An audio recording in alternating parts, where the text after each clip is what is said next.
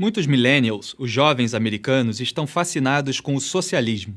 Eles apoiaram massivamente Bernie Sanders nas primárias presidenciais de 2016. Eles vociferam contra o capitalismo em seus campi universitários. Eles usam camisetas do Che Guevara para sinalizar sua virtude socialista. Eu sei muito sobre o socialismo. Eu moro no Rio de Janeiro e eu trabalho em todo o Brasil como jornalista para uma revista popular. No começo dos anos 2000, o Brasil estava crescendo rapidamente. O governo havia realizado reformas econômicas e monetárias, concessões de serviços públicos e privatizações de algumas empresas estatais, dando ao setor privado mais espaço para respirar. A inflação, um problema crônico no Brasil, foi drasticamente reduzida. Investidores estrangeiros entraram no país, ansiosos para pegar uma parte da nossa economia em expansão. O futuro econômico parecia promissor.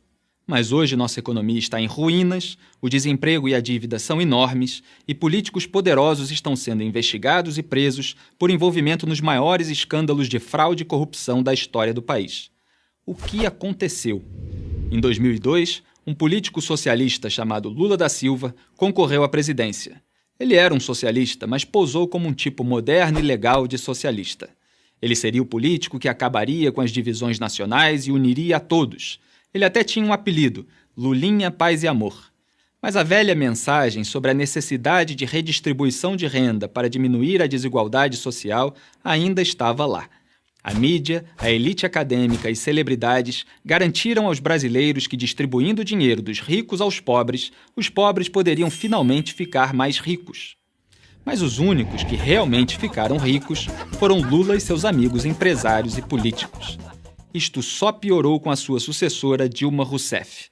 Os socialistas aumentaram os gastos do governo, o déficit e a dívida. Eles chamaram isso de estímulo. Eles aumentaram o salário mínimo e os benefícios de programas sociais. Eles chamaram isso de justiça social. Eles aumentaram os salários e os benefícios de aposentadoria do funcionalismo público.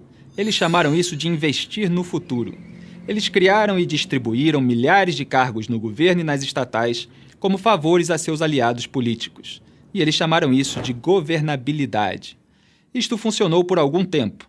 O socialismo sempre funciona no começo. Mas os gastos do governo continuaram aumentando e o paraíso socialista desmoronou, levando junto a economia. Resultado, de 2008 a 2015, os gastos do governo cresceram quase 4 vezes mais que a receita fiscal. A economia encolheu 3,8% em 2015, o pior resultado em 25 anos. Em 2015, uma pesquisa do Banco Mundial classificou a economia do Brasil entre as piores do mundo. Entre 189 países, ficamos na posição 174 em termos de facilidade para abrir um negócio, 130 em registrar uma propriedade com o governo e 178 na simplicidade de pagar impostos. Econômica e moralmente, os quase 15 anos de políticas socialistas fizeram muito mal ao Brasil. Nós também continuamos entre os líderes mundiais em homicídio e roubo e estamos nos últimos lugares entre as nações industrializadas em termos de educação e serviços de saúde. Americanos tomam como certo que eles podem nascer na classe mais baixa e chegar à classe média ou mesmo alta. Muitos brasileiros tomam como certo que não podem. Mas finalmente algumas coisas estão começando a mudar. Talvez haja motivo para ter esperança. Hoje, mais e mais brasileiros veem que o capitalismo e o governo limitado são o único caminho a seguir.